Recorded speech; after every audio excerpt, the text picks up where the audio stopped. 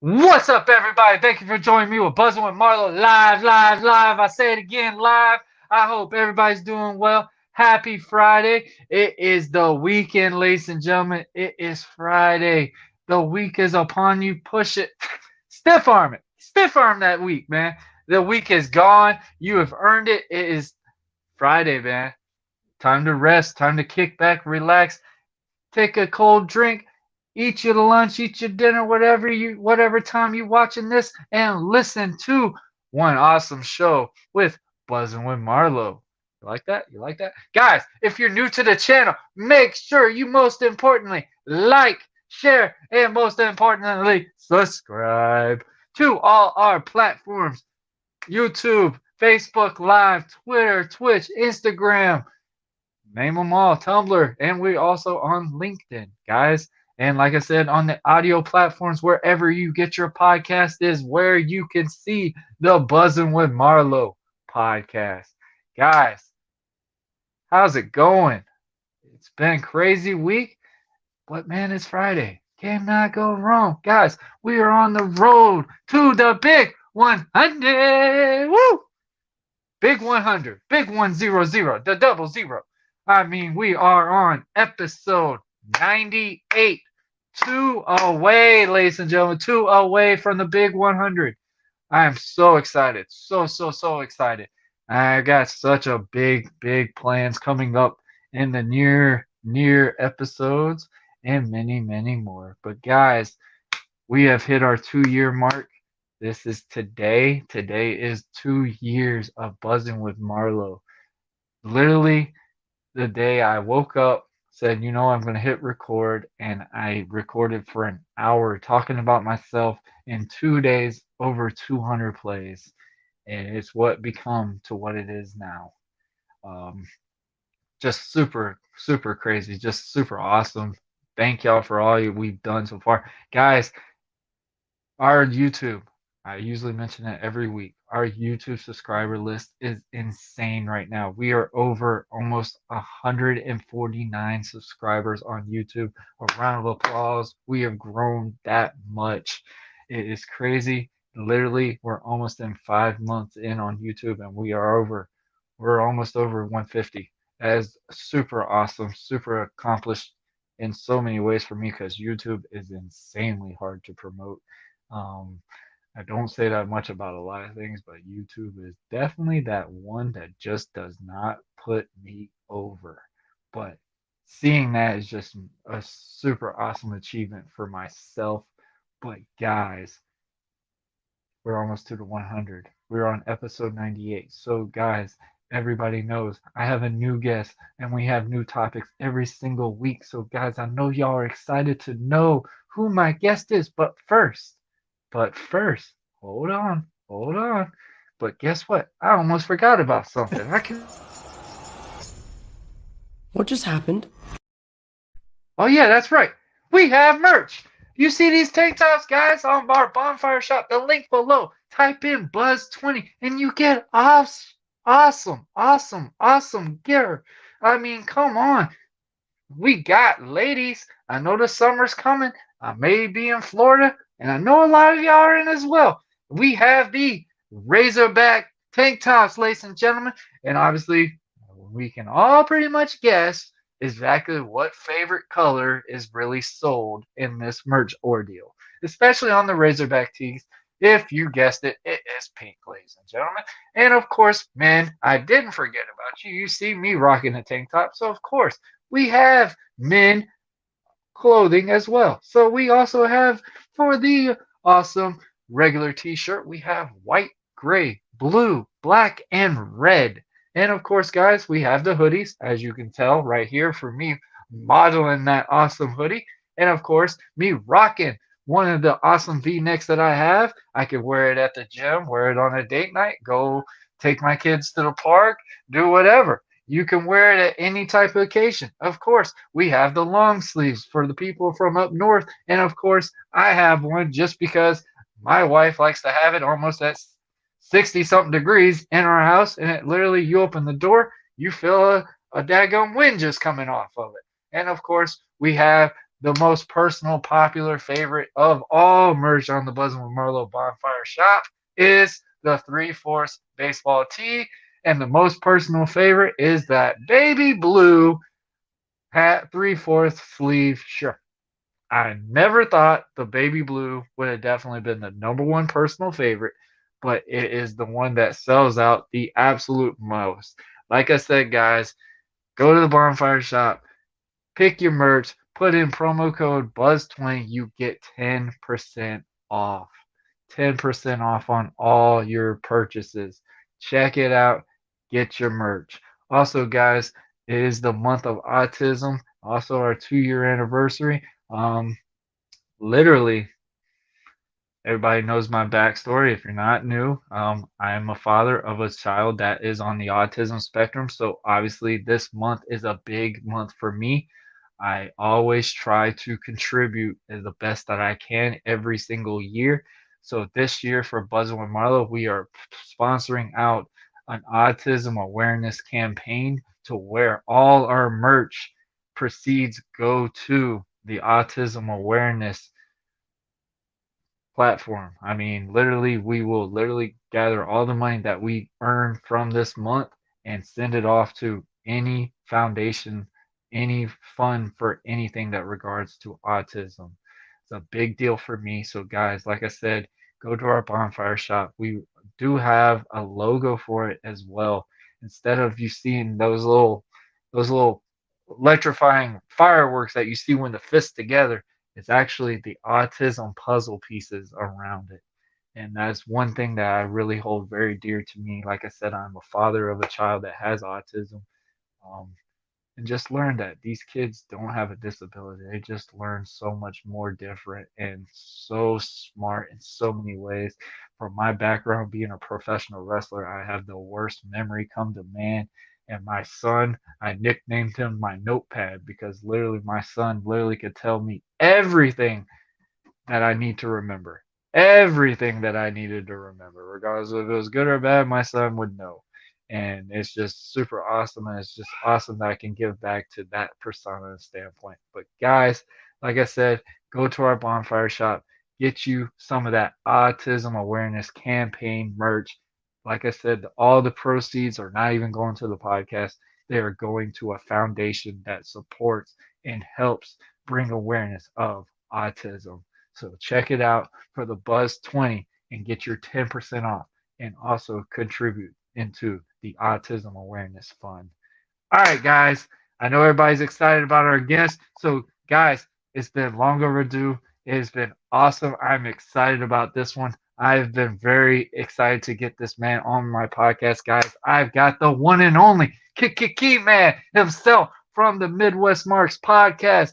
If you know him as Alex Coquito, I have him on here today, ladies and gentlemen. He has so many platforms to be on, man. This guy is very entertaining, great knowledge, and I loved his take on wrestling. So, of course, I had to bring him on. A big fan of what we bring every single week as well. I'm a big fan of his platforms and his channels that he has got on YouTube, guys. The links will be below on this episode where you could follow him and check out every work that this man does. He's a hard working YouTubing guy, father, hard worker, and man, I just love his takes on so many different things. So, guys, I'm not going to waste any more time. The question is, are you ready? Because this is about to be the time for episode 98, ladies and gentlemen. We are 2 away from 100. And guess what, guys? We about to start beginning. But the main question I have is, are you ready? Because it is about time to... let's get ready to rumble!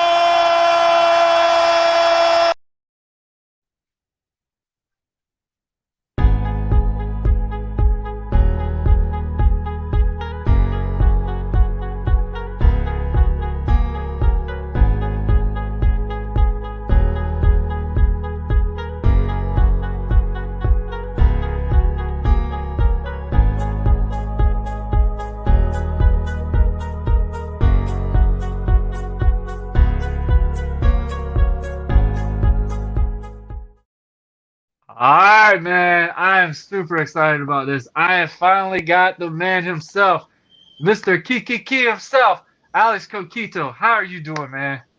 I'm doing very, very well. Good evening, good afternoon, good morning, wherever you are in the world. My name is Alex Absolutely. Coquito. I haven't done that in I months, ladies love and it. gentlemen. I love it. I love it. For this person. I'm having a good day too. How are you, sir? I'm doing well, man. I've been wanting to do this for a long time. I think this is perfect for episode 98. Like I said in the opening, man, I absolutely love the work that you bring. You put in so much effort into all your channels, all your platforms that you do, man. It's super inspiring for sure. Thank you. I try to do the best I can because if I stop doing stuff, then I go insane. So keep on Absolutely, adding man. things. Hey, man. So if nobody knows who you are, Alex, and I'm pretty sure that's a very shallow few, tell them a little bit about the Kiki himself. Well, my name is Alex Coquito, Coquito. Write that down. You can find me on Google, Facebook, Snapchat, Instagram, Twitter. I have a Twitch channel, twitch.tv/Alex Coquito 787, all together. I have a third channel called Rican Reactions. Just like I said it, it's just like you write it. And I react to random things. I just started a three-part series on 80s commercials. Just finished that. Had a bout of depression, so I'm on hiatus from that channel for a while until I get my mind back up. But once I go back to that channel, I will start doing 90s commercials and just news stories from the 80s and 90s. People that don't remember certain things, or they remember it, but they only remember it from a 20-year distance of time. Yeah, kind of like a time capsule type thing. Exactly. But yeah, and Rican Reactions is on hiatus, but the Twitch channel is not, which is connected to Rican Reactions, which is kind of a weird loop to say, but that's how life is. Yep. I love it, man. That's awesome. I actually like that Rican reaction, man, because like how you said with depression, you could just tell how invested you get into your episodes. And like how you just said, man, you needed to take a break because, man, that character really wasn't a character. That was you. That was you, sir. Yeah. And I know it had to take a kind of a barrier on you for a while because it was just like, man, I literally was that vulnerable on camera. And that takes a lot of a character for someone to be that vulnerable in ways. I was, and I was to a period of time, but like I said, I was thrown into the deep end by. Okay, the reason my name is Alex Coquito is based on a racist joke, ladies and gentlemen. This was not based on some inspiring thing. No, the Misfit Nation podcast took my name and said, you know what, I'm going to make it a racist joke because you are annoying me too much and leaving way too many voicemails. I admit that. You leave a voicemail number, I'm going to call the voicemail. That's how it is. I got time. So Alex Coquito was born.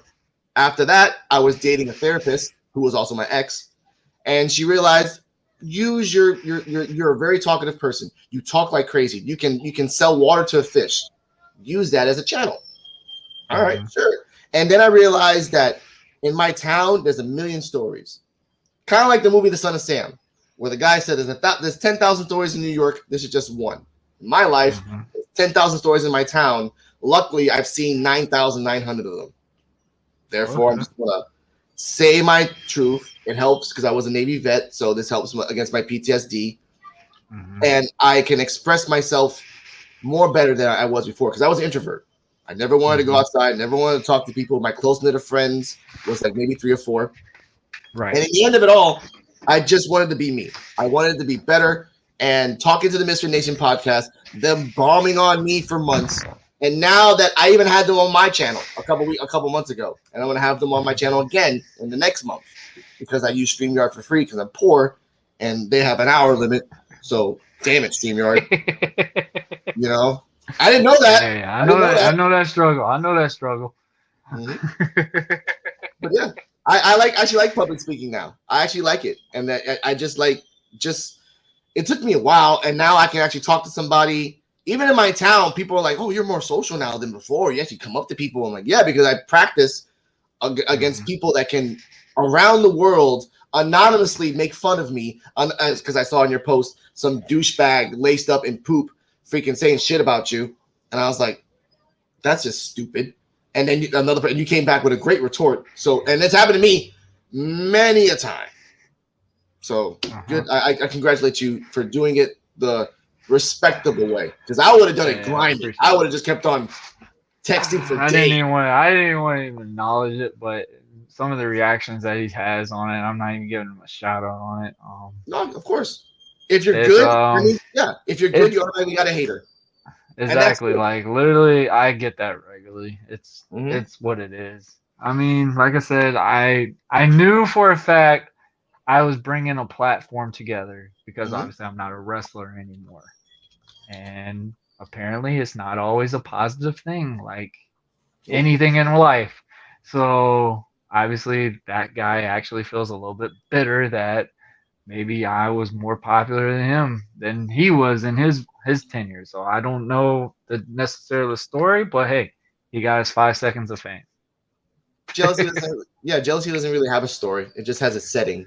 My friend taught me that a long time ago. And it's sad. It's sad. I get it. But of course, even in wrestling, people like when you were talking about that YouTube is so hard to promote. It is like you have to like physically do it each and every single time. You got to write down something else, and Facebook has stupid rules. Freaking, this is against community guidelines. How the fuck there's no titties in it, you dumb bitch? What the fuck? I think Instagram is a bitch. Sorry, but when you do it, I remember last week I sent a YouTube link of the Midwest Marks podcast on Apple, Google, Spotify. There I did the promo. And right off the bat, someone on Facebook, this is the most dumbest excuse for brain cells. These people have no intelligence. I'm like, and I knew it was stupid. It was a troll because the video didn't come out yet. I'm like, okay, so you're talking shit before the video comes out yet and without giving it a chance. The grimy side of me was going to say, you know what, you piece of shit, you should jump on a douche nozzle and spin around. That's the grimy part of me. The respectable Midwest Marks podcast person that has a job was like, you know what? Have a blessed day. I hope you find happiness. Thumbs up. That's it. That's all I could do. Because in the beginning I was. That's like that babyface '80s version right there. It's like, hey, you suck. Hey, appreciate it. I'll see you at Waffle House. Exactly. I'm about to say that. I will see you in the fucking parking lot, bitch. No cameras on the left side. Oh man, but yeah, you're right. I get it. And my boss, Mr. Eli Guidey, has reminded me many a times, watch this, don't say this, stop acting like this. And I get that. Again, it's his brand and he wants to represent it. Just like me. I want my brand to represent me. I've turned down many of people, producers, photographers, graphics designers. I can make you great. I can be like, I don't want your vision. I want my vision. Mine. Yeah. And if it's wrong, I admit it and I move on. Okay? The wheel wasn't made by one guy in 1 minute. It took a couple times and it got to the point. So let me make my own fucking wheel. That's it, man. Shit. So I get angry. I got angry because you're good. I got angry because this is something close to home. I have a 12-year-old son, right? And I love kids and I love all kids in the world. I want to put this disclaimer out first. I love all kids in the world. I love all my sister's kids, my brother's kids. I love them like my family. I treat them like my own children. I would burn the world for them, right? Of course. My son's an asshole. Put that out there. I knew something was coming in when you say, hey, first I disclaim I love kids first. And then it's like, you're an asshole. Okay. My kid's an asshole. Now, mind you, he thinks he's the best Fortnite player in the world and Apex and everything else. That's called in-cash credit crap, whatever. Today, I was going to make a story time about this, so this is like exclusive. Today, my son comes up to me and he says, and we were having a fight because he didn't want to go to school, like all kids in the world. And the fight turned into a verbal argument. Now, most people don't know this about me. When I wake up, no matter what time it is, that first hour, I don't have any reason in my mind. I have no logic. I will literally scream at you like a monster for the first hour. I don't drink coffee or nothing like that. I just need 1 hour to process my mind in order to get back to reality. That's just how it is. So he's arguing with me in that 1 hour window when I told him plenty of times, boy, and I even said it, boy, I just woke up an hour ago. You really want to piss me off right now? I'm not in the right mood. Oh, your channel's all fake. You don't tell them the truth about you. You don't say this about yourself. You don't say this about yourself. I'm like, am I getting hate from my 12-year-old son? Is that how much you're jealous of me? You have a PlayStation 5. I got a PlayStation 3. How the hell are you jealous of me, bro? What the hell? He does. He has everything he's ever wanted. I have nothing I've always wanted. Okay? Oh my God. So that sounds like my son for sure, man. Yeah. My son got a Nintendo Switch, and he tells me, he's like, Dad, I don't have half the games like you have on this Xbox. I'm like, son, this is an Xbox One. This is not a 1S. This ain't a 1X. No, it's an Xbox One. Yeah. And I'm like, you got a Nintendo Switch. And he's like, well, it's not an Xbox. I'm like, what? I'm sorry. Let's go back, son. I'll get you a PlayStation 2 and 100 games. Play with that.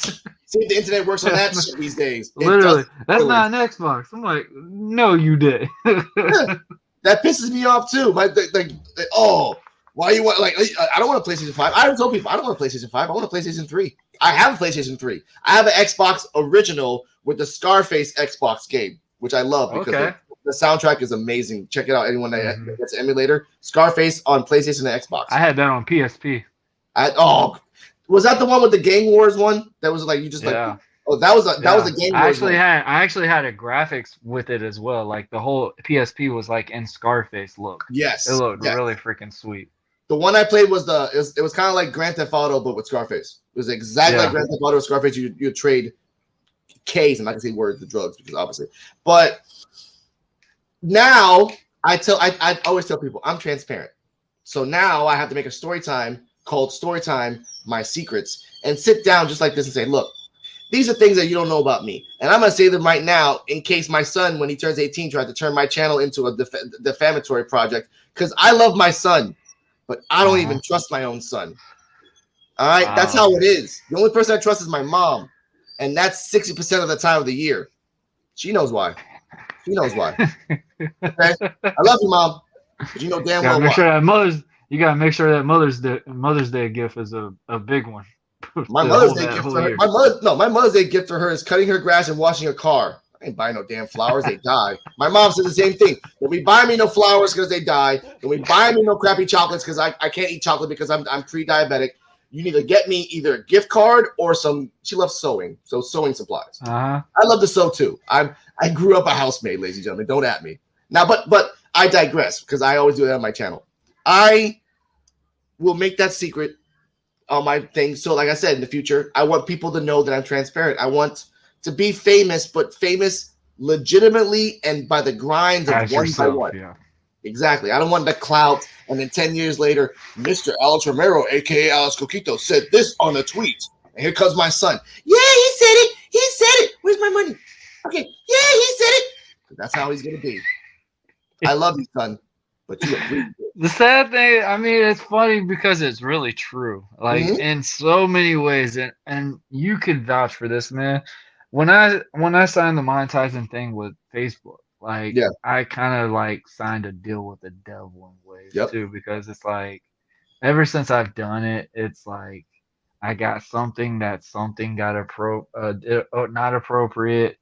The concert that I did was just like, you could have done something different with that. Like, just some of these things. And it's just like, man, like, you can't just let me enjoy it. Like, you can't let me enjoy that moment. And it's just like, is it really that bad? Like, come on. Like, did I really offend anybody? Like, some of the stuff that y'all promote as it is, it's like, is mine really that bad compared to that? Like, come on. Like, it's just those things that you learn. Hey, man, the more success you get, the more shit you're going to have to deal with. The more clout you're going to get. Yeah, I know. Shout out to my friend Pooh Bear, wherever you are. Crazy man, but a wise soothsayer. He told me this a long time ago when I was 26, and I keep it to heart. When walking down the path to your own destiny, there will always be a bird shitting on your head. Yeah. No matter where you are in the world, there will always be a bird shitting on your head. And that applies to either daily, yearly, monthly, decadely. It just happens. And I always, and I'm a paranoid man by nature. One guy said it from the show Persons of Interest. I forgot what his name was. Paranoia keeps you alive. And it's true. It does. It pushes you. It actually makes you to where you're not content. And that's one thing I've always learned, man. One thing I learned in wrestling, if they're not talking about you, you're not doing your thing. You're not doing a thing. If they're talking good or bad, hey, you're getting over and away. They're talking about you. And that's one thing I think we've had shade where we were talking about when we were on y'all's episodes and stuff. When I gave my visual is because I said if they're talking about it, it's going to be keep presenting. It's going to be keep showing a spotlight towards. If you don't want anything talked about it, that's where you get that standpoint. It's like, oh, maybe that was not what we needed. Maybe that is not what that should have been. Like in general, like, hey, we needed to fix that. Like, what did we just think about doing something like that for? Like, maybe that's not the answer we needed. And literally, it's just like you can only do so much on those things. And like you just said, I love that metaphor. I've never thought of it that way, but I'm like, that actually is way better than what I was thinking. Because like, the more success you get, shit's gonna hit you more. That's how you challenge yourself. That's how you better yourself. That's how you become a better all-around person. Because if not, you go insane. I was a monster. I can admit that. In my early 20s, I was a freaking monster. I was a bastard. But when my son was born, I was still a bastard and a monster. And it took me a few years to get better in my life. And now people think I'm a pussy. So I'm like, think of me as a pussy, then think of me as I was back 10 years ago. Because 10 years ago, I was savage. I didn't give a shit about it. I'm not getting into that. But let's talk about wrestling. That's a dark hole. That is a dark hole of a business. I saw the head shift and I saw a vein popping in the head over there. It's like that's a whole different animal. Yes, I don't want to talk about that. I love to talk about it because it's funny now. If you see me on commission talk, you know I like to punch the nerve system. Of course. Shout out to my good old buddy, little shit. I love you, buddy. Hey, get a little plug to the commission talks. Also, my boy Dre and all shits. But yes, you did mention about wrestling. Yes. So tell us about how did the Midwest Marks podcast start out and how did you get involved with it? That is called being bored on Facebook and loving wrestling at the same time. Now, I was on Facebook. It was around month 2 of my first year of Alex Coquito. I think I'm at 1 year, December, January, February, March, April. About 1 year, 5 months now. I only celebrate when I get to my 1,000. I ain't celebrating 2 years. I ain't doing that shit. Respect to you, Buzzing With Marlowe. No. Okay, too much stuff for me. Then I have to remember the dates. 100 episodes. That's why. No. That's why we're even considering. By the way, 100's awesome. I'm at 545. I'm done with that. I just gave up after 300. I'm like, I'm just the hell with this crap. If I get to 10,000 videos and whatever, fine. But like I said, I was on Facebook just doing my thing, and then I see that Mr. Eli Guidey is like, oh, I really like wrestling. It's about the fans. I want to make a podcast about wrestling. And 3 other people were doing it at that same time. 1130 Podcast as well was looking for people as well. So like, all right, let's test it out. So he calls me. We do a Zoom call. I tell him that I like wrestling. He tries to vet me. He checks my background, my history. I'm like, I've watched wrestling since 1996. But I grew up here in Puerto Rico, so we used to see all the 80s wrestling, Mid-South, Japan. You can get that in tapes. And after 96, I dipped off because I went to the Navy for 3 years. Didn't watch the Ruthless Aggression era. Didn't watch ROH. But from 2013 to now, I caught up. I just caught up on everything. PWG, MLW, ROH, New Japan, J Cups, Super J Cups, Out the Ass, Yano, a treasure, Microman in MLW, just like treasures. If we could get it over, it wouldn't. I'm trying to get Microman over because no one else will. So, all right. So all those things. And he's like, oh, cool. This is awesome. You know, be on my show. Boom. So it was me and him at first. Then we found BMAC because BMAC was just randomly spitting fucking tea everywhere without purpose, just shooting an AK up in the air for no reason. So it's like, all right, B-Mac, come on the show. You got a plug. Talk about the plug. All right, da-da-da-da. And then we started noticing everything he's saying is happening. Freaking Nostradamus shit. We need him too. So, and we had other people. We had Nick. We had Tim. Tim, rest in peace, wherever you are. He's not dead. Just, you know how it goes. And then it just grew. And then I liked it. But if people that want to listen to the Midwest Marks podcast, find me in the first months. I was wild. I didn't give a shit. And then my boss groomed me to try to talk like a, sportscaster, as people call it. I call it just sportscasters. Yeah. And now I can just talk to you like a normal person without coming in with the stupid, I can admit, stupid jokes I used to say back in the day or the grimy things. But again, that gave character to myself. And I still do it. And as Mr. Marlowe said in the beginning, it sneaks out sometimes. And my boss will either laugh or he'll give me a comment at the end of the show. It's always random. But I like it. I like wrestling. Because if we can accept that Paul Heyman made a show with crack whores and broken down wrestlers and make it a wonderful thing, why the hell can't I just talk like a normal person? Joey Styles did it, and this guy had, oh my God! And that was a mainstay in freaking wrestling. I mean, Jim Ross, Paul Mooney. I know these names because it's the same way with people with baseball. People love baseball. People love the stats. People love the characters. So it should apply for wrestling as well. That's how I got to the Midwest Marks podcast. And like I said, Eli Guidey just made me the Stats Man T-shirt. I can't see it on Bonfire, but apparently it's on Bonfire. So, fingers crossed, I'll see that one day. He made the BMAC report, deservedly for BMAC, because again, he's spitting out all those things. And I was the longest reigning and defending Midwest Markout champion, and I was happy with that. But I'm happy just being a talker. Now I'm freaking the second co-host, which is fucking ridiculous, man. I'm either doing Wednesdays, I'm either doing Fridays, and sometimes, and here's a trade secret for everyone that's watching. I like to watch my wrestling under the influence. And it's very hard to do a play-by-play when you're under the influence and watching wrestling. It's really hard. I try. I give you props. I couldn't do a play-by-play wrestling. I can do it. It's hard. From a podcast standpoint, because one or two matches, yes, but the whole show, literally having to watch the play-by-play and stuff like that. I do admire you for that part because that's definitely tough, and especially the companies that you do. Yep. That's even more crazy because some of those people get mad at me, but that's a lot of spot fests. It is. No, it is. It is. Dude, I remember one thing that you liked about what I said on y'all's episode. Shout out to y'all as well. I gave my visual, and it didn't give me the best positive way because I wasn't agreeing to that certain product.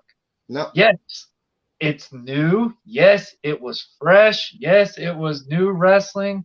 But in a way, it felt like it was killing wrestling at the same time because I'm used to this old school matches. When you watch my character, I got to jump off the top rope maybe 3 or 4 times after I started seeing my character developed higher. But when I first started, I was chain wrestling a whole match, headlock, wrist lock, hip toss, arm drags, these little simple things. I did those all through a match, and I was getting beaten down the whole time because I was introducing myself to the crowd to present myself. Hey, this is why you should give a damn about me. This is why you should be like, hey, come on. Damn, this dude's been getting his ass beat for a while. Screw this guy that's been beating him up. Let's see this guy get some development. And that is, in my eyes, how you develop a baby face. And now this generation of wrestling is just the baby face shine is what the heel shine is now. And it's it's a whole reverse role type ordeal. I know you've seen the movie. You remember 21 Jump Street with Channing Tatum and Jonah Hill? Like when they go to repeat high school, Channing Tatum's not the big guy on campus anymore. He's the little guy on campus. Yeah. And the nerd kid literally is the most popular kid out of campus. Mm-hmm. That's how I feel what wrestling is now, because now heels could really be making more money than the baby faces in the 80s now. Like, it's just a whole different 180 change. Like, you don't even give a damn about the baby faces anymore. No. Like, it really feels like your career is going to go to an end if you're not getting a run, a push, or a title as a babyface, which, in my opinion, babyface title runs don't go long. Unless if you got, example, like an Intercontinental title, a television title, something like that to invest to be like, hey, there's still a meaningful champion in this brand, in this product. But not a heavyweight champion. No, of course. In my mind, always a heel should be a heavyweight champion. A babyface should probably be a champion for like a month or so, just to change the chapter a little bit, and then boom, heel comes back and it gets more representation back to the babyface. That is how you get a spotlight to this babyface. And it's just like wrestling is just so, I don't want to say recycled, but it's just like we don't know what's new anymore. I'll say it's fucking recycled. Let's be honest. It is. I don't want to say that because, I mean, I put my time and effort into it. And if you watch my matches, I'm doing moves that everybody's done because there's nothing new. But you have to make an approach that it is your move. When you saw me do a drop kick, I trialed it in. I didn't instantly just do a drop kick instantly. I literally told a story, like boom, boom, boom. I told him, like, hey, if I hit this drop kick, we're going to have almost a 2.5 count. Like, literally, it's just these little things. And it's just like pinfalls don't matter anymore. Like, we will be real. Pinfalls do not matter in matches anymore. Like, when they did the squash match between Natty and Aaliyah, people shamed that match just because of how the finish was. But in a way, I saw what they were doing with it. It's just it wasn't presented right. Like, literally, Aaliyah should have teased that pinfall the entire match, even if it's a squash. Teased it to show, hey, at any given time, this can end the match. Yes. And these are things, the littlest things that could change wrestling, the whole wrestling for centuries again. And it's just like these things. We dissect that? Can we dissect that? Because that's a really good topic to talk on. If we can talk about that for a second. Okay. Now let's use someone as a template. Let's use OC, Orange Cassidy. Now I'll say why for a second. Now Orange Cassidy is a babyface with a unique case. Because of his unique style, he'll probably always be a babyface. When he turns heel, then that's going to be monumental. His style is very lazy, but very technical, little technicality, but more high flying in spots. He's a spot monkey, and I get that. What makes him unique is his pinning predicament, the mousetrap. That has been protected 96% of the time. I say 96 because he tried it once, and because of a storyline thing that he took too long to get there, the guy kicked out. Again, I get that. But going to Aaliyah. Aaliyah should automatically, if she's the type of person that sneaks in wins like a Nikki Cross, then you should have a unique pinning predicament that shows that once I do this thing, badass or not, there's no way in hell you get out. The problem with WWE, and I'm only going to talk about WWE at this moment. I'll go to AEW in a second. The problem with WWE is that fruit roll-ups, they give it to you in your mouth before you even get out the ring. And it's sad. I can count fruit roll-ups 9-8 times a freaking day on a Monday and on a Wednesday and on a Friday, which is sad. And they do storylines in WWE. That's true.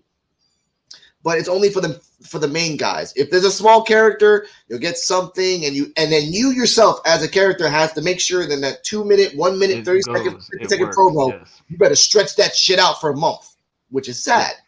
Now we go to AEW. AEW has their own promos, has their own thing. However, they're spot monkeys. They're repetitive. Great example, Alex Reynolds and John Silver. Great tag team. Great, not underrated tag team, but just great tag team. But you can see that they've done the reps so long, so many times, that now I can count. I can time when they do their finisher. I can time when John Silver does his freaking spot thing, and it's not fun anymore. Dante Martin is a prime example of a tennis match. It's like Dante watching a tennis match, literally. Exactly, and that was the last match on Wednesday. That was a very bad match. I talked about that on the Midwest Box podcast. That should not have been the ending of that show. But again, you want to put Garcia and the new guys over. Focus on Garcia first. Matt and Jeff can be fine by themselves. 2.0 don't need no one to put them over. Just let them be by themselves. But again, it's all about. But again, Dante Martin is the only babyface that I can think of that is a successful babyface because he keeps changing his style and doing more high fly shit every time he comes out. And now that his brothers Darius is back, that's a babyface tag team, and that's good. And they're giving Darius something that WWE doesn't do. When someone comes back, they give the push. They don't give the push to someone that comes back. They give a little push and see if it works. If it doesn't, pal carajo. But for AEW, Darius is back. We've already given Dante the mega shine. He's already made. So now we got to push you. And hopefully it'll work for you. And I get that. But again, the women's division in AEW is trash. I love you guys, but it's trash. There's not many women. The tag team all they're doing is hardcore matches. They're really even trying to stand out. Like that's ridiculous. That. You're putting them into a slaughter fest. Yeah, and I get that. You want to make it different, but you did two hardcore. You did 3 blood matches, 2 with Rosa and Britt, and the other one with Anna Jay and Penelope Ford and all these people. That's great. That was the end of a storyline. That's a grudge match. Get that. But there should have been a grudge. There should have been a grudge match between Layla and Chris. There should have been a grudge match between Welvin and Layla. There should be a grudge match between Sky Blue and Jude. There should be more blood feuds. There should be more feuds that when you watch Monday, Tuesday, Wednesday, or Friday, you know that it connects. Right? Another problem with AEW. Tag team division is overstacked. It's overstacked. Way over it. 17 teams. 17. And there's only one belt. And they keep hinting for a trios belt. Do it or don't. I've always hated about that. I mean, the thing is about that part is like when they keep teasing about that trio title, why can't they tell their stories the way they tease that trio title? Because I just had a podcast where I talked about it, and I've said it on Commission Talks, is when they have a good storyline, they ruin it by instantly giving it to you. Yep. Like, we shoot WWE all we want, but WWE knows how to stretch a story. Yes, if it's the main card guys, whatever. But honestly, I'm going to be honest, like, since AEW's been going on, like the Punk run, let's talk about Punk's run. Like, I flat out said it numerous times, and I said it on y'all's show, and I got heat on it, was CM Punk literally has been the most stalest I have ever seen him in a ring. Yes. When it came to that. And you agreed with me on it. Yes. But you said to an extent that they're trying to angle it into getting Punk back to what Punk is used to be. And I didn't believe it for a moment. And then when MJF came in, I really kind of saw, all right, there's a shining moment to this. And then we thought, okay, we're going to see the heel Punk come out to beat MJF. No, we saw the story turn with Wardlow, which was perfect. I was not mad about that chapter because now, hey, we're giving it to the younger audience, the audience that literally is going to be the future of the brand.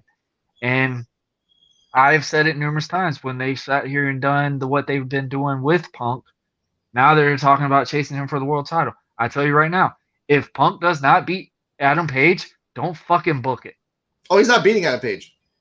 That's what I'm saying. Don't book it. Do not book it because I know. But again, Adam Page is one of the worst champions that has been out in a long ass time. Yes, because okay, we'll get to him in a second. Even worse than the Warrior.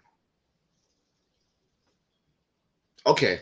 I think you've been dipping in on some baby milk. All right, let's chill out about that first off. Second, let's focus on one thing. Yes, Punk's run and the match with Dax Hardwood on Wednesday clearly states, like I said, they're doing it the slow route. They wanted to make him established for the new watchers, so they did the MJF because everyone knows MJF. Now that he's established as a casual name for the casuals, now we go to the wrestling side of Punk, which is great. That's great. Him's gonna fight Dax. He'll probably fight Cash, and then he'll get his rank up, and then he'll fight Adam Page. Now, to Adam Page. Now, the lead up to the belt was wonderful. It was a slow build, but it was a slow build that was spread apart across all platforms, BTE, Dark, Elevation, everywhere. So there was a storyline. For people that don't listen, check your history, bro. Shout out to the magnificent Mongo Slade. He's my rival on the Midwest March podcast. He is the anti-everything, but I respect him because he's honest. Now, Page gets the belt, right? We're thinking, okay. In my mind, I'm thinking, okay, Dark Order's going to turn, and then it'll be Dark Order versus Hangman Adam Page, and then Wyatt comes in. Well, that's not happening right now because Wyatt's doing his own thing. Okay, sure.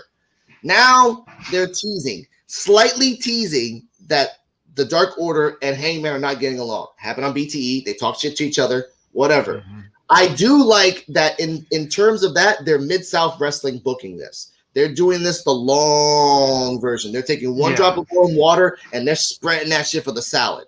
And I get that. The problem is, as Marlowe said right now, a babyface should always, in my opinion, be a temporary champion. It should be a temporary champion until someone comes in. Not Adam Cole, though. Of course, not Adam Cole, though. I don't want Adam Cole to be the champion, even though he keeps hinting that, and they're gonna repeat this shit. I would like MJF to be the champion because they keep boosting him up, and I get that. I don't want him to be the champion, but most likely he'll be the champion.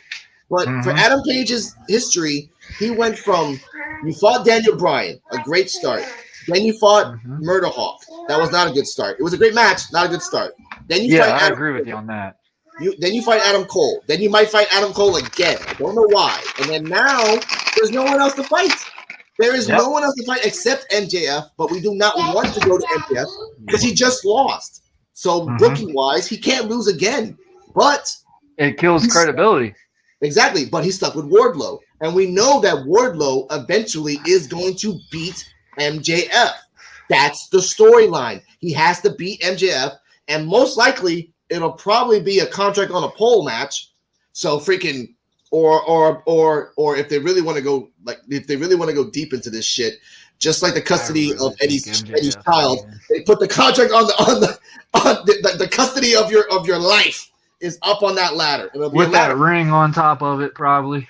Exactly. So once that happens, then MJF has to lose again. So that means MJF is not going for the belt for at least maybe 2, 3, 4 months. Because again, MJF right now is doing the WWE route, and they put Wardlow on ice just like Ali. Sorry, Ali, that happens. So I like that. So what that means, and I'm guessing this, once MJF goes down the route to get the belt and does all these things, Wardlow will pop out of nowhere and stop him, just like MJF stopped Wardlow. And that will go to a head to a pay-per-view. That's great. And I want Wardlow to be a champion. I want Wardlow to be a champion, and I'm saying this right now. Wardlow he's a good worker. He's a real good worker. He's a great talker. He just doesn't talk. Yes. He just doesn't talk, and I get that. Just like Hobbs. Hobbs is a eloquent, soothing talker. But again, I'm so happy about Hobbs. Out of anybody in wrestling right now, Hobbs deserves more because Hobbs literally was a guy that literally went to shows day in and day out to ask for a booking and get some representation like, hey, man, I got my gear. I will do anything that you want for me to work. And sadly, a lot of times that he got told, hey, no, you can't. And Hobbs literally can be that future champion, which I really wish that they would kind of get a mold for him to be. And his wrestling has actually gotten so much better since he's been in AEW. I will give him that. Of course, with Arn and everything else, even Promo Joe. Shout out to Promo Joe on YouTube. They bring up the reference when he powerbombed Keith Lee. Reference to Arn powerbombing Vader. I love Promo Joe on YouTube because he brings back all the references, Punk references, MJF references, everything else. I love that. But with Hobbs, I'm hating where Hobbs is right now because right now he's Ricky Stark's valet. And I'm getting really sick and tired of him being Ricky Stark's valet. Also, I'm saying what are they doing with Ricky Starks, honestly? Do you believe that Ricky Starks is supposed to be getting a major look into being that main guy? Or do you think Ricky Starks is kind of being that one trick pony that literally when he gets the spotlight, he ain't gonna know what to do with it. I think first off, they're grooming him to be a commentator. They're grooming him for that. I know that, and that's good though. I love the banter between him and Jericho. Jericho does not like Ricky for shit. And I did like one joke that when Keith Lee was fighting, Ricky Starks said this. Oh, I fought Keith Lee once and I'm fine. And then Jericho said, yeah, but the side of your head is still flat. So that was fucked up. But again, Jericho said telling a story though. I mean, it gives an investment to even putting a visual into the audio booth, because that's what special guest announcers need. And I think that's what things I like about any wrestling promotion that gives that opportunity, because now, yes, you're getting entertainment in the ring, but for audio, so say like people watching us like this now, that's entertaining them to be invested into the show. Because you don't hear them when you're in the venue. Like I was at Monday Night Raw in Jacksonville. We didn't hear Corey Graves. We didn't hear Byron Saxton. We didn't hear whatever the other guy's name is. We heard wrestling. That's all. We heard boom, boom, smack, crowd pop. Yeah.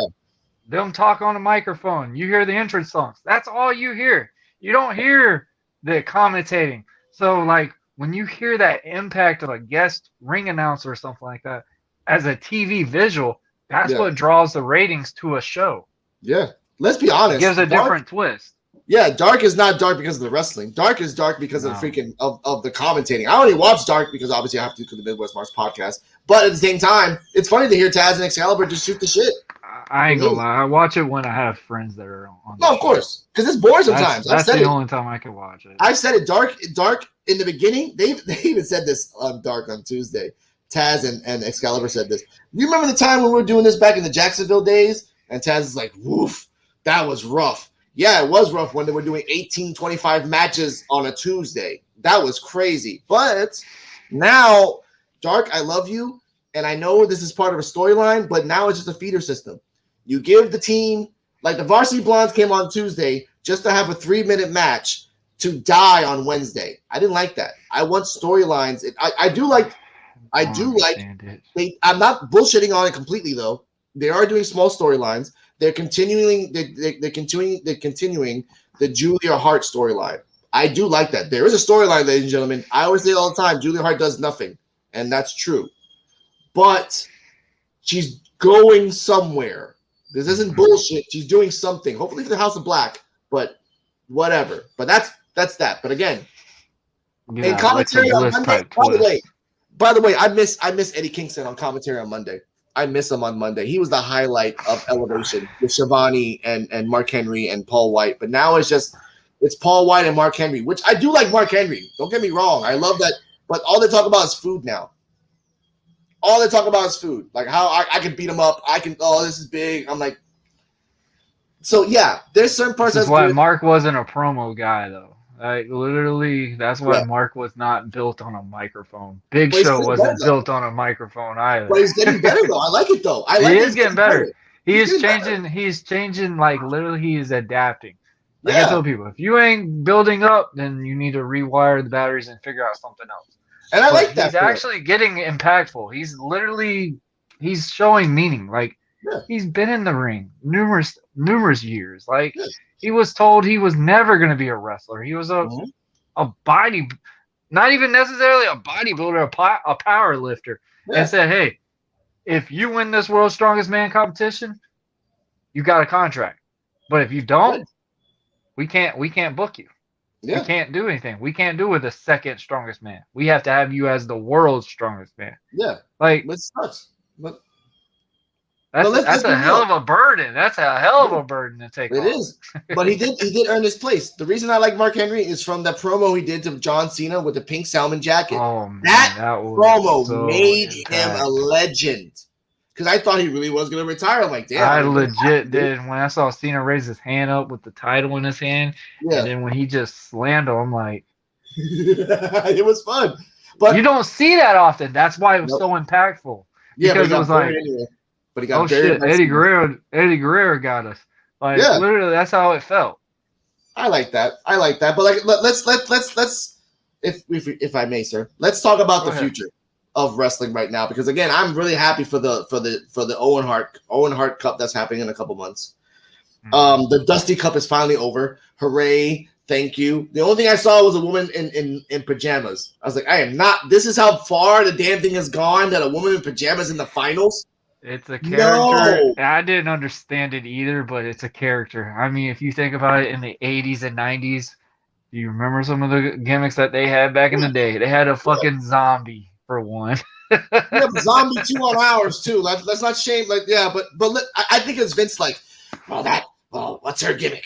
Well, Walking Dead's over. Let's bring the Walking Dead to Raw. Yeah, put her in a jumper. She sleeps all the time. That's her gimmick. Yeah, which is funny because this is how fucked up this is. One of the Iconics pitched the idea to the Vince about, I'm gonna be on my phone. I love my puppies, and you said no to that. But you greenlit a woman dressed up in pajamas with a teddy bear on NXT. That is your logic, Mr. McMahon? I bring this shit up because there's no rhyme or reason. I don't even know what they thought of that. I think it was just a joke. Obviously, I think that's one of those rebuild characters. I mean, if you think about it, a great example would be Becky Lynch's little breakdancing gimmick that she first had when she first came to NXT. I know what it's called too. I'm not gonna say what it's called. Oh my god, river dancing. Yes, river dancing. Yes. Yeah. Thank God she evolved. And her twin Kylan King, who did the exact same thing in AEW, doing the dancing. Like, you need to stop that shit. That is inappropriate. But yes, they're yes, I do remember all those failures. And look at Becky now. Becky coming from a dancing jig woman to transender, man, to be the man, and then having a baby, and then after having the baby, being the most hated woman in WWE at the time, because Still is not that hated. Still not that hated, but like, literally, I think it's kind of like, you remember how the turn with Stone Cold turned on The Rock and sided with Vince? It was just not the best timing. He thought it was going to be very impactful because it was in Texas at his home, but the fans were just happy to see him win. Yep. And I think it was just one generation that literally was all about Bianca that was really upset about the whole storyline. Like, I got my boy Shiz and Dre. They were pissed about the whole ordeal. But I told them, I said, honestly, Bianca's character got stale, bro. Like, if you think about it, how many times could she have wrestled Carmella? Like, Carmella was getting better, but it's not doing anything for Bianca. And Selena Vega was getting better, but it wasn't doing anything better for them. And I feel like that's why they got rewarded as the tag team champs, because they done so much for Bianca. So I think that was something that Vince saw. We owe them that. We owe them a title or something. But the thing is, it's just like, Bianca Belair, in my opinion, I've said it numerous times, I might get in trouble. It's got the Ultimate Warrior build-up. Like, crowd is so impact on it. It's been amazing. It's awesome. But when she won the title, you didn't give a damn. Yeah, they gave her the Kobe treatment, which is sad. You win a belt and you have it for like a few months, and then you lose it all because you got one of the most monumental WrestleManias. Like, literally. Kofi by far should have been the main event. I don't care what highlight we wanted to bring to that. No, yeah, it was a moment. It was a a last-minute booking for a 4-month process. Yeah. Because no one thought Kofi was even going to be a guy. Yeah. They came out of nowhere where supposedly Ali was supposed to get the push, and now Ali's at his house in jail. So it sucks. But with Bianca, I kind of agree on that. Her gimmick in NXT was solid. She was strongest, fastest EST. When she came over here, she tried to, and I understand it was shit, and they did the whole little promos of her picking up people and running and stuff. That was really stupid. I didn't like that. That's true. But again, you try to, for the casuals. Then I've always seen her. You can tell this to other people. I've always seen her as the way that you book Roman is the way that you should have booked Bianca. She should have been the final boss. She came in like, I ain't even gonna fucking fight. I'm so the shit that I have underlings with me at all times to protect me, and when I need to step up, I fucking wreck you. That's how he should have built her. But no, I'm on the go. I'm on the beat. I'm jumpy. My husband's talks too damn much. Which I love you, Street Profits. But it's staler than bread out in the fucking sun already. You're becoming that. They're going to change at Mania. I think that's going to be a whole different level of them. If it doesn't, then it's going to. It's either going to be they win it, and it's a change character, or Dawkins probably going to be released in the next 3 months. But mind you, the Fat Boy Dozer and the other guy, I forgot his name was. It's so sad. Yes, Gable, thank you, or G-Boy, or whatever his name was, or the nicknames, many nicknames they gave you, against the Street Profits and RK Bro. Now I'm gonna say this. I'm not a Randy Orton fan. Not because he's not a good worker. He's a great worker. There's no contesting on that. But he is dull as shit. And only when he gives a damn is when he's getting it. It's actually worth watching. Mind you, it was worth watching because you're a stoner and you're hanging out with a stoner. Okay, I get that. But it's been done. Love it. I mean, yeah, it makes sense. I love it. He's a stoner. I mean, yeah, he's acknowledged it. I mean, they're saying this shit on Raw, and I'm just like, yeah, really? So I get that, but again, if people like me, who like you as well, who watch wrestling for years, know that eventually he's going to turn on him. He's going to turn on him. It's just the eventuality. No one ever turns on Randy first. It's ridiculous. No one has ever done that. There's where I think the twist is going to be, though. I think this is the time. This will be a thing that make people give a damn about Riddle. Like, yes, Riddle is he's grown up on me. I won't even lie. Riddle has really changed, evolved. Do I believe he should have been an idea to win a Rumble? No. Unless if there was something involvement in that, I'm happy that what it happened. Because, first of all, as a babyface Brock Lesnar, it's something new, something fresh. Yeah. Lesnar's actually wrestling now. Give it a break. But Riddle, Orton, you could tell Orton is enjoying everything that's going on with this story, which is weird because Orton doesn't usually give a damn about shit. Not really. Again, if he as a tag team standpoint. But if he likes somebody and hangs out with that somebody he likes, he gives a damn with his promos. He's done it before. He said it point blank. He didn't like Riddle at first. He said it flat off the rip. He did not like Riddle. He didn't like his style. Now they love each other. It's the power of magic. That's what it is. It's man. Like it's really crazy. So like literally, I'm thinking it's like, okay, this is a really goofy version of Rock and Sock Connection. Yeah. Like for a good moment, and then who would have thought Mick Foley turning on The Rock? Like you getting that goofy persona, like, hey man, I'm tired of being the backbone of this ordeal. I'm taking the beatings, you're taking the main fall. So I'm ready to branch out. Guess what? Riddle turns on Orton. I guarantee you that would be a huge impact to wrestling. That would be funny that if he turns on Orton, he could be serious. Matt Riddle, mind you, he doesn't wear shoes because he said that before. So, and I was while you were talking, I already had the promo in my head that he's walking down the, but he's wearing a suit that comes off normally. And then when he gets to the ring, he doesn't jump and flip his sandals. He lightly takes them off and gives them to the person because he's not giving to the crowd anymore. He's a heel. So unless or like, oh, you know what? I'm so evil. I'm not smoking weed anymore. I drink. Oh, okay, that works. I guess that works. I don't know. Sure. But something different. I want that. I know that these new players are coming in. Rich Holland, all these other guys. I get that.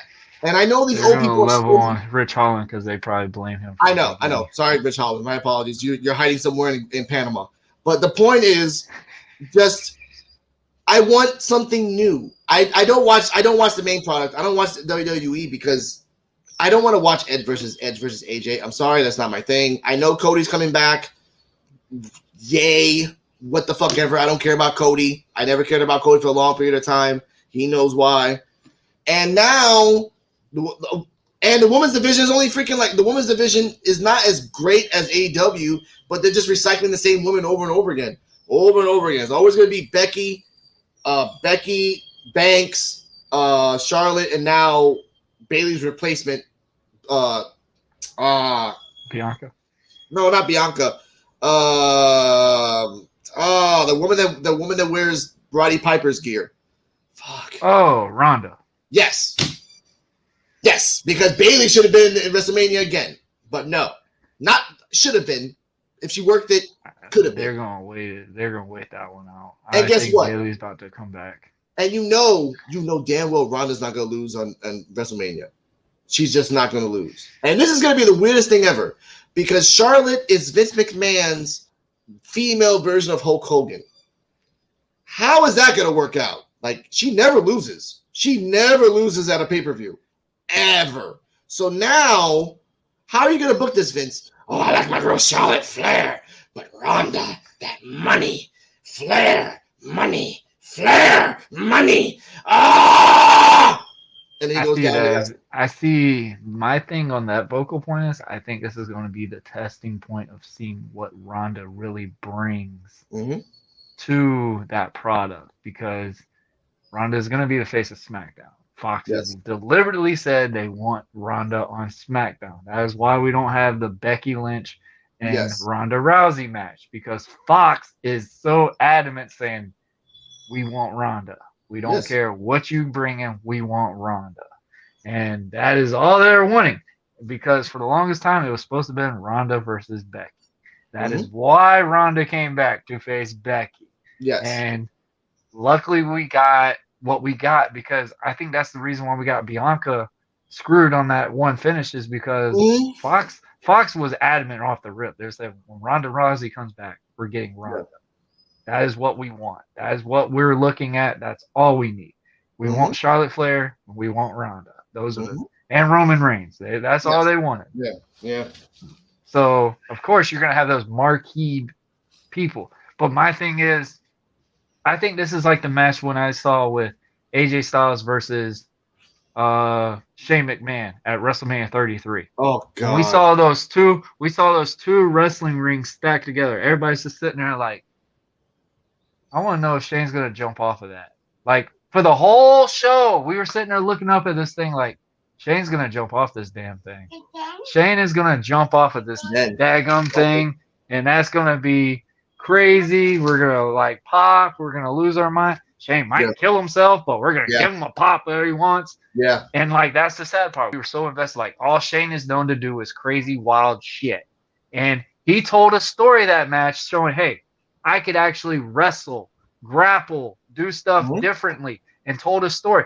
It wasn't like monumental, like, oh my God, when Shane McMahon jumped off of a cell or nothing like that. No, but it was something new. Yeah. You didn't expect it. I think that's what we're going to get with Ronda and Charlotte. Charlotte can bump her ass off and work with a broomstick if she wanted to. Yes. Like, I tell people all the time, when you say who's the number one wrestler right now, Charlotte Flair is my number one. I'm sorry. It is because she has been at a top level for so long. Yes, she's a WWE girl, and that's the only reason why people shade it, but she is that girl. Yes, so wash your hands. Of course. I hate to say it, but you're right. Charlotte Flair is the number one woman because she's been there repeatedly. It drives me crazy. It drives me crazy. It's sad. And there's no other woman that will compare to Charlotte Flair. You never would have thought you said number one wrestler would be a female. Like, we're being real on this. No. And I'm not gender biased and like that. I would love females to be number one. It's just that there is no number one female to say like it's up to Roman Reigns right now. You have to compare levels. And I get if you want to go down popularity wise, Britt Baker is not even at the level of Ronda Rousey and not even there. So we have no other comparisons. And it's sad, but that's the way it is. I don't like Charlotte. Charlotte fucking sucks in the sense that she's boring. She's monotonous. She's doing the same thing as her daddy. She's going to get 16 titles and then go crazy, be on a Bad Bunny video, then on a car commercial. Yes, Flair, I've seen it all, dude. What the hell is wrong with you? Damn. You know. She's a better worker than her fiance, though. So I get that. But again, it's true. Laugh it up. And again, it's true. But again, I'm not going to watch WrestleMania. If I have to, I'll watch it. But I don't want to watch WrestleMania because we have Johnny Knoxville versus freaking Sami Zayn. Yeah. Sami Zayn, who had one of the best matches ever against Jushin Thunder Liger in NXT. Fun fact about that match, they didn't practice. They just met each other that same day, and all Triple H told him was that kill it, go for it, Have man. fun. Have fun. I'm sorry. Wait. I'm sorry. Sami Zayn versus Shinsuke Nakamura. Oh, That Nakamura. Yeah. They never met each Liger other. was with Tyler Breeze. Yes, and that was a badass match. I don't give a shit. Anyone like, oh, Juice Thunder Liger's a gimmick. The guy's 52 years old and just retired this year. He has not stopped. He has been in NWA, WCW, WWE, New Japan, Mexico, everywhere in the world. Try to do that on a 52-year-old man with a mask and not even showing his face out of respect. Don't at 30. me. And only had 6. Exactly. So I get that, but I'm not gonna watch Johnny Knoxville, do a stupid shit. I'm not gonna watch a Kevin Owens show with Stone Cold. With Stone Cold's gonna come in. I knew they weren't gonna do a match, but the guy's too fucking old. I don't give a shit if he's the best time of his life. You come in, KO show, stunner to KO, or KO stuns Stone Cold, and then that great. But I'm gonna say this respectfully. Kevin Owens, slim fast, motherfucker. Slim fast. Let's go. Come on. That's the only thing that's stopping him being at that main event level. And I love KO. Love his character. Love what he brings. They have told him that since he started in the Indies. That's why he would never be a WWE guy. Yep. Triple H took a vouch for him.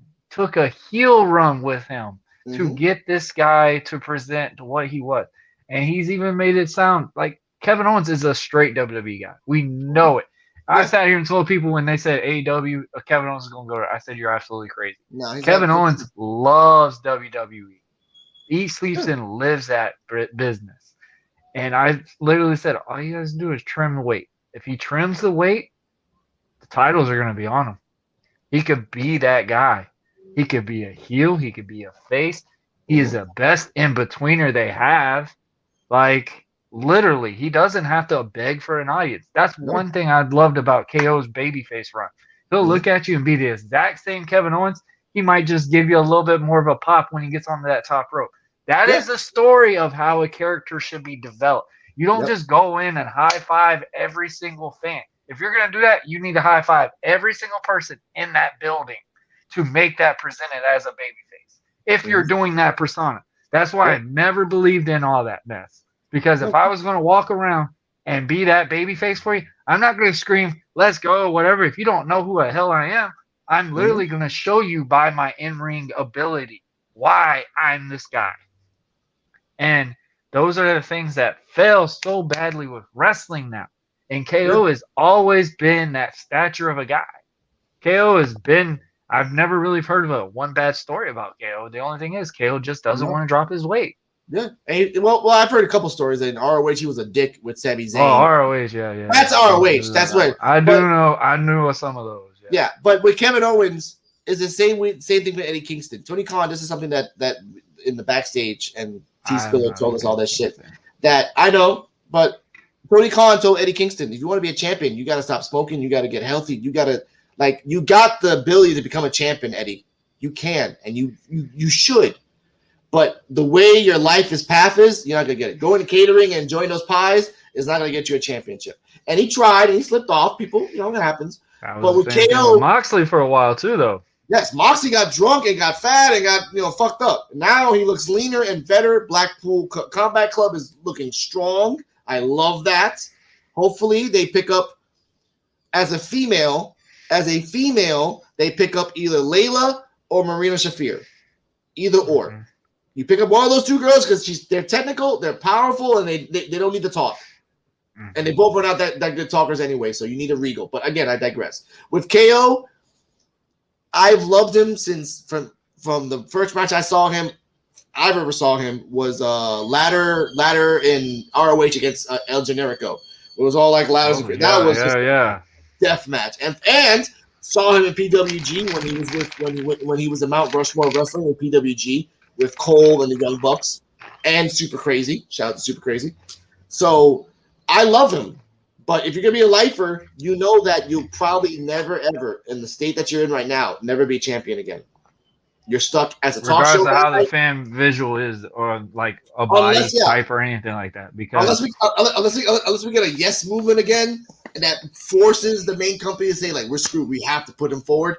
I'm logically thinking it's not going to happen because again, he's too fat. He's just like he can talk, but he's not. You got to do appearances. For Vince, it's about appearance. If that's all it is. Roman is a Samoan god crafted with his own fingers, a la movie Ghost. Okay? He's letting Roman be himself. Like, literally, he's letting Roman be himself. Yes. And it took how many years? 5 to 6 years for him to finally, from suckering Succotash, Jack and the Beanstalk. I remember that crap. I hate that for Roman. I hate that for Roman. Cena killed him. Yes. I hate that for Roman because now he has the shock master of those lines on him forever. Cena is actually clean because now I always tell people I don't see Cena as Cena anymore. I just see Cena as Peacemaker. He's transitioned to that level and now he's committed to that 100%. I didn't see the Fast and Furious when he came out. No, thank you. I did see the one that he was in the movie called Blockers, where he was like a dad, and that was funny as fuck. And then the other one, beer up his butt. Yeah, dude, that's John Cena. Roman Reigns. That's really him too. That's the craziest thing. Like Cena's more of a party guy, very blunt, and he's very dry humored. Like, and you know why? Twitter. Yeah, James Gunn said in an interview. Yeah, James Gunn said in the interview, this guy is the perfect ad-libber. Because he's a wrestler, he has to ad-lib on the fly. He has to shape it up. So when I say one scene, we literally have hours of outtakes of him saying random shit. And we have to like take the time and pick what to pick because everything's gold. And I love that. And even The Rock right now with his old ass is going to be Black Adam in a couple months, which is great. I'm not really happy about it, whatever, but sure, we get to see. I'm a DC head. If I get to see the Justice Society of America, I'm happy. I grew up on that shit. I love that shit. I love Justice League Unlimited with the dark storylines and deaths. But again, I'm a crazy. They can just write the right story for him. That's the problem. Roman needs a good story. I get the head of the table. I get that. But that gets stale real freaking quick. Remember the Undertaker's faction, the Ministry of Darkness. Yeah, the Ministry of Darkness was great for a short period of time, and then it got stale. And then the Ministry combined with the corporation, and then it just became worse. Okay? Know when a plan doesn't work, it's time to go. You want to know a better example? When Stone Cold parted with Triple H, and they called herself the Power Trip. Again. And they just kept that going for so long. That wasn't Vince's idea. That was Triple H's politicking in the back. Come on, Triple H. Like that. These are bad ideas. These were bad ideas. Again, AEW has bad ideas too.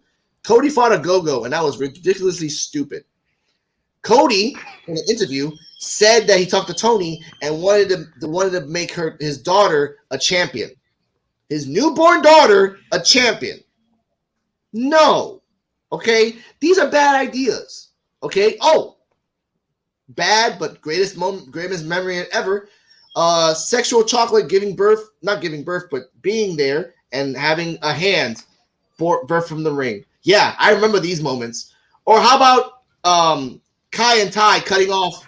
Well, actually, that wasn't a bad idea. Yeah, that wasn't a bad idea. That was awesome. They cut off Val Venus. Supposedly, they cut off Val Venus' porn star. But I think in kayfabe, his dick is so strong that the samurai sword broke. Like his dick is a Hattori Hanzo dick. It never breaks. It breaks other things. People believed it too. Exactly, Gangrel with the blood and the thing. Like if a storyline works, you can work with it. You can work but with it. At a certain point, you gotta stop. You gotta stop and evolve. I like Roman. I like the head of the table. I'm a dick and be more aggressive, dude. Why is it that wrestling people can't? If I was a booker and I'm an evil villain, right? And I want to act like an evil villain to everybody. For me, if I would have booked Roman reads a main event against whoever, right? And he gets surprised by the babyface's comeback. So as a booker, and you're in the main event, big ass pay-per-view, Roman goes out, gets a chair, beats the shit out of him. DQ. Why can't you do that? That's how much of a dick you are. Like, I'm so badass that, you know what? I didn't want to fucking fight you. Pop, DQ, and I won anyway. I'm out of here. That's it. You done that a couple matches though. They did a couple now after 6 years. Yeah, after 6 years. Yeah. Come on. That's why I got mad. Like people They should like have done that when he first faced Lesnar. Yes. He should even in before the Lesnar match, Roman should have destroyed Lesnar with a chair for like 5 minutes straight before the bell even started. Like, motherfucker, I'm destroying you. That's like how Seth booked it. That's like how Seth did with him against Brock. And that's why I was looking at when they sat there and did that. I'm like, that just killed Roman's credibility. Yep. Seth is like, I mean, honestly, Seth is like 216 pounds, maybe. Yep. Mm-hmm. And you're beating down a 290 freaking solid tank 1-on-1, and you're beating him. Yeah. But Roman's sitting here barely coming out strong at all in these matches. Mm-hmm. Like, yeah. But you know how they booked something wrong with? Thank you. Before I go, because I got a few more minutes before I gotta pick up my kid from school. Okay. Yes, I have a kid. Yeah, and to reiterate, I love my son, but he's an asshole. I want to bring it all the way back. Now, the match that I hated, I've liked Brock Lesnar matches. The one match that they should have booked well, but they did not, was Roman versus Bryan Danielson. I think it was WrestleMania, some WrestleMania. Why? Because if Regal is saying that he's the best wrestler in the world, if every wrestler in the Indies for 20 years is saying that he's the best wrestler in the world, and Vince knows that, and everyone in the back knows that in the main company, why did you book him like a crap? I always wanted to believe that Bryan, okay, this is a big ass giant, but I'm a technical wrestler, so I know how to devise pain.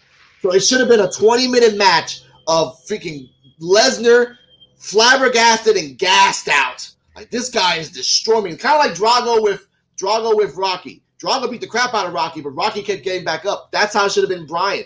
No matter how many times you German suplex Bryan will come back and do a knee lock, ankle lock, arm lock, hammer lock, and just make you remember, like, yeah, this is the same pain you gave me, but I'm giving it to you a little bit longer and still lose. But I think Vince was more scared for Bryan. And guess what? He had a fight with Moxley. Moxley literally kicked him in the head a couple times. Like, I did the slow motion just. So did Omega. Omega slammed Bryan on his head twice. Hangman too. Hangman slammed him on the head a couple times on the ring, outside ring apron. That's like, and again, if you love something so much, damage be damned. Because all about you. You already signed the sport as it is. I mean, you can only do so much longevity with it and I mean, I agree with you totally on that. Like, you could tell, like, you're in that different aspect of wrestling persona than what most fans are, because you see from the Eddie Guerreros, the Rey Mysterios, the Justin Ligers, like legit lucha wrestlers, like the workers standpoint. And this is one thing I love about and I respect about you and most, is because, like, when you even made a comment on the commission talks, you were talking about that in reality, you saw Eddie Guerrero being in your Mount Rushmore of wrestling. Yeah. And I agree with you on some certain occasions. Now, like when we were talking about the Mount Rushmore wrestling, we're talking about the main guys that if they weren't even wrestling, you would know who they are.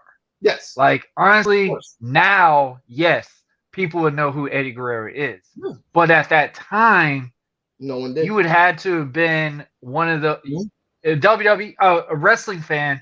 Of course, you know Eddie Guerrero came from WCW, from ECW, all those guys. All those things, yeah.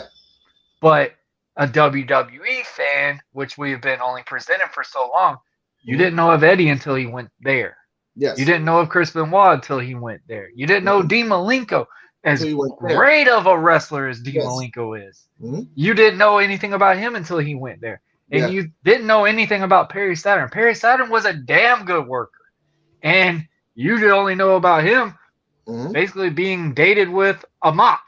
Yeah. And it's sad. Like, those are the little things that. But at the same time, WCW wasn't that great. They didn't book the flock with Raven and Kidman and Perry Saturn like that. Right. Yeah, that was true.